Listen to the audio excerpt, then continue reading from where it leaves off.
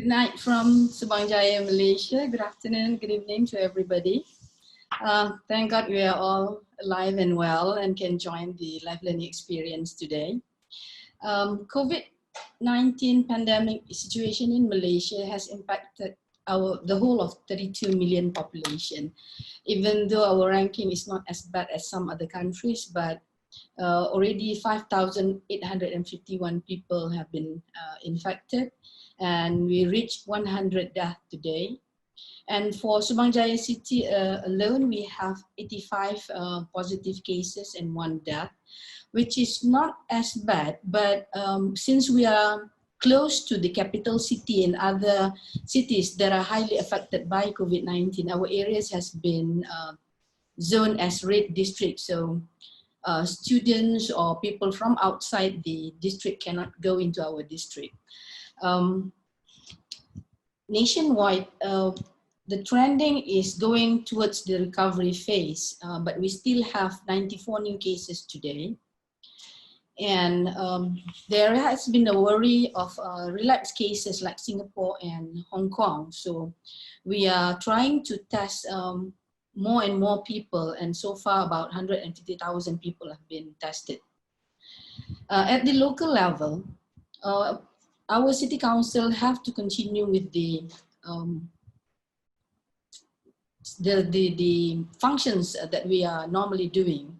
But in addition to that, during the movement control order that has been invoked in Malaysia since 18th of March, we have the added responsibility of monitoring public places and ensuring essential services are being conducted safely by regulating operating hours and keeping safe distance.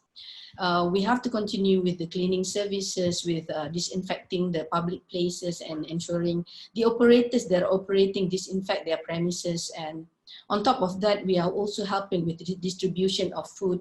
And we have to go to the low-cost houses that cannot do the disinfection themselves.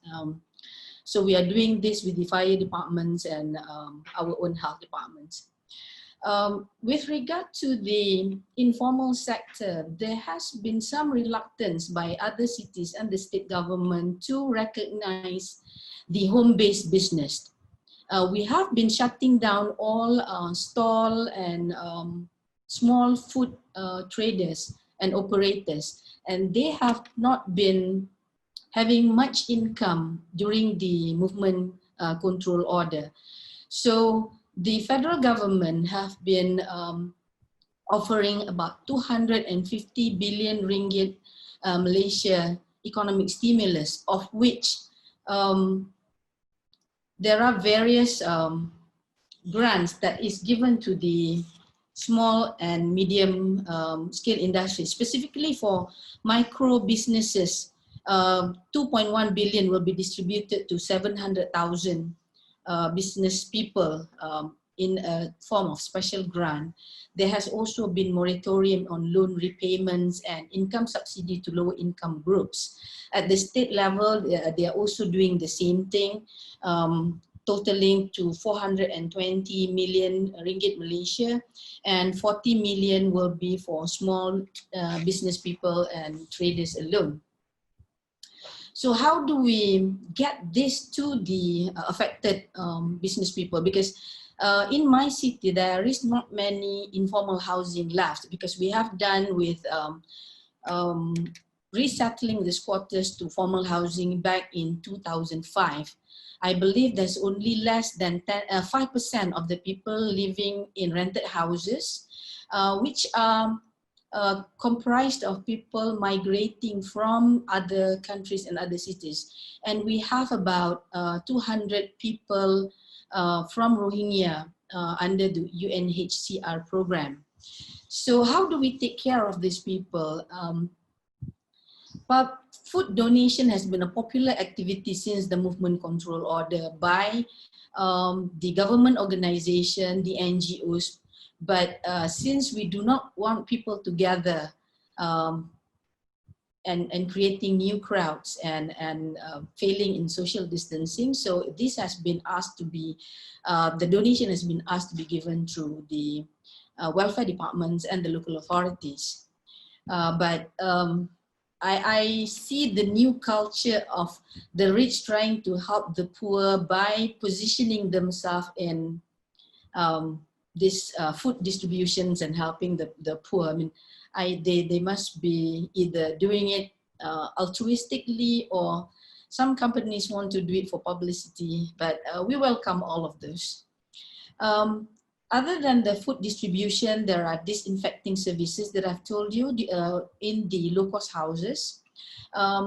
One problem that have occurred during this Ramadan month when we observe fasting, normally there are small traders selling foods for the breaking of fast. And since the movement control order is invoked, these people cannot earn their income through these activities. And my city have been registering all these informal sectors and the new riders or e-hailers that have not been registered within a company before. They become an individual who conducts home-based business. I have difficulties convincing the state to recognize these people, but I do believe that we need to acknowledge these businesses because it's the only way that they can earn their living during this movement control order. And without recognizing them, without registering them, that means we are leaving them to operate without any regulation or monitoring, whereas the law indicates that we have to regulate all food handlers. So this is a new challenge for us. And there have been many portals that are created this new marketplace for these people to conduct business. And so far, some cities in Malaysia have been acknowledging this new marketplace, these portals that provide platforms for home owners, home business owners, and new online businesses to have a site that people can easily search for them. Those are for businesses. Moving towards housing and shelter security, the government has allowed for loan moratoriums, extending up from 3 months to 6 months, so that this the money that used to be paid for loans can be saved for other emergency purposes, for savings, and to cover the loss of income. And for government housings like the one that we have in Subang Jaya, we have to allow for rent-free for the next 3 months. And most government-owned premises have been given rent-free also for during the movement control order, and also for at least the next 3 months. Getting back to how we can help this informal sector through acknowledging them, and if we have a new site, to move them to the new sites where they can have their business near to their houses, because some of them has transportation problem.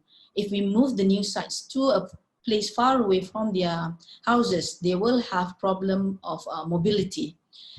So it is quite a challenge to find a suitable place to relocate these businesses, because they prefer to set up their stalls near the junctions at where the government lands are.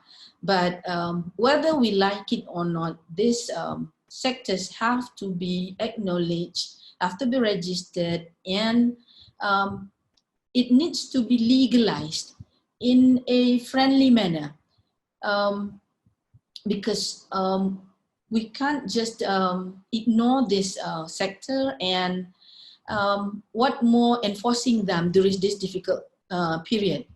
So we are creating new guidelines, first for the home-based business that before this we don't have a way of regulating online business. We have to do that.